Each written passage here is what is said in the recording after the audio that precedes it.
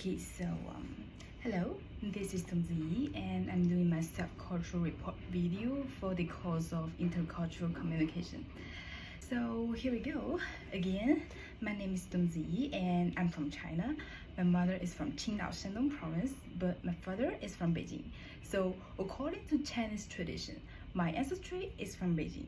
Well, when it's come to Beijing, I'm sure most people will know the city, the capital of China, a bustling metropolis. It also consists of rich history and culture. So this time, I'd like to talk about the city in which I was born and raised, Baoding.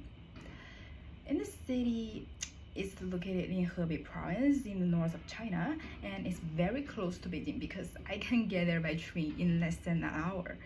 I remember when I was in primary school, I always went to a place called Asian Lotus Pond with my friends to play.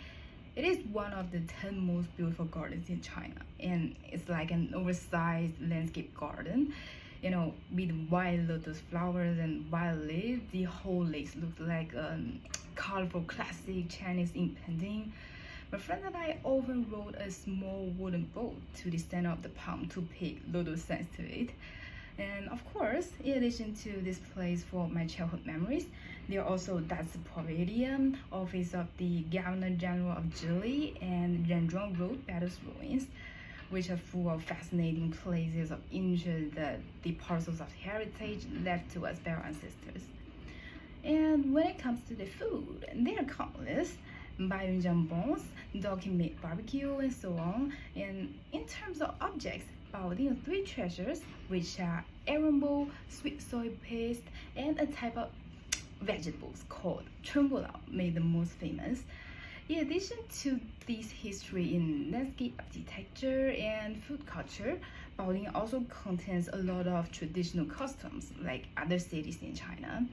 And one of my favorites is the Spring Festival. Every first day in Chinese New Year from the early morning, the telephone at home would be very busy. We would call all of our family and friends to pay New Year's greeting and to visit some of our elders. Even if someone is not able to go out or host someone due to some special reasons, we still use text messages or family groups to bring greetings. I still remember calling to the elders on the soft cushion and getting a very thick red envelope, then sitting under the eaves of the house at night, listening to the intense firecrackers and watching the fireworks in the sky. These traditions and cultures are like second parents to me. They have raised me to be knowledgeable and to love my hometown. And with a desire to learn about different languages and cultures, when I finished my high school in China, I began my 3 years of traveling and living in Spain.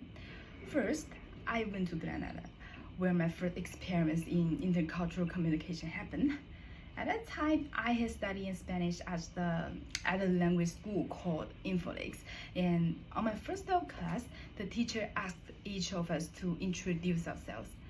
As a pure Chinese, my speech was full of the so-called Chinese student vibe, humble and short with the almost no facial expressions and little interaction with the audience, just like a job in the wheel.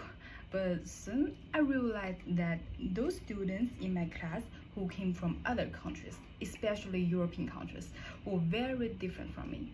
They would shape a relaxed atmosphere and like a casual chat between friends, like asking each other questions or joking and clapping. Their introductions were always connected to the audience. Since then, I have come to realize that being in a different culture while growing up has a very huge impact on people. But in Spain, the city that brought me and impressed me the most was Sevilla, where I lived for almost 2 years.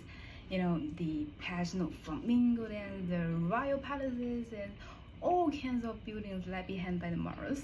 And of course, it's delicious traditional food like tapas and paella. And I have also met many friends from Spain. And talking with, hanging out with them made me understand more about the history and culture of Spain.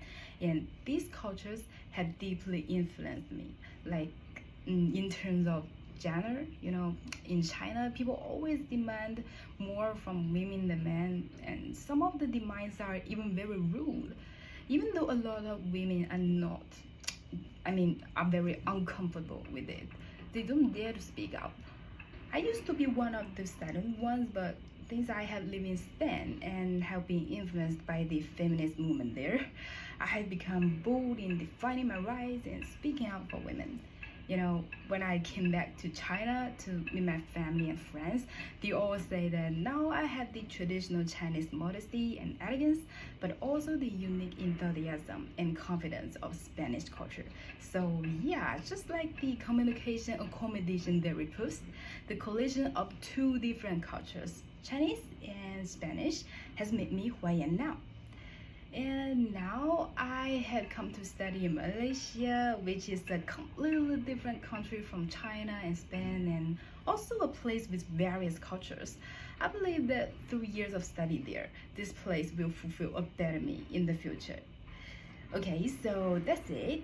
Thank you so much for listening, and I'm very glad I could share my thoughts and experience there. Bye.